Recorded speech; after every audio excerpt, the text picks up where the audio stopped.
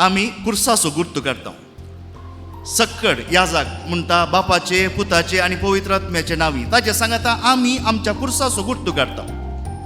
कुर्ताचो गुर्त आमच्या क्रिस्तांव भावार्थाचो प्रामुख्य भाग.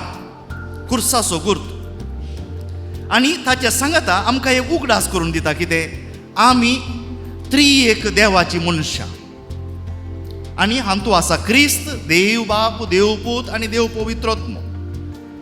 देखून कुर्साचो गुर्त कसो काडचो. आज हे नोवेन जावन घरा वेता आसतना एक ल्हानसो एक तुमकां गूट सांगूंक सोदता. चड करून आमी अशें काडटा बापाचे, पुताचे आनी पवित्र आत्म्याचे नांवी म्हणटा आसतना.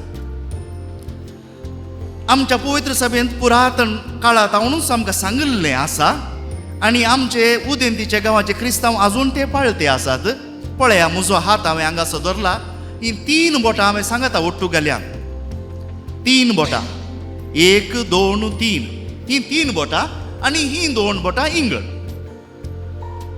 पळयतात न्ही ही 3 बोटां सांगता. ही या बाप, पूत आनी पवित्र आत्मो आमचो देव त्रिएक देव म्हूण दाखोवचो गुर्त हो.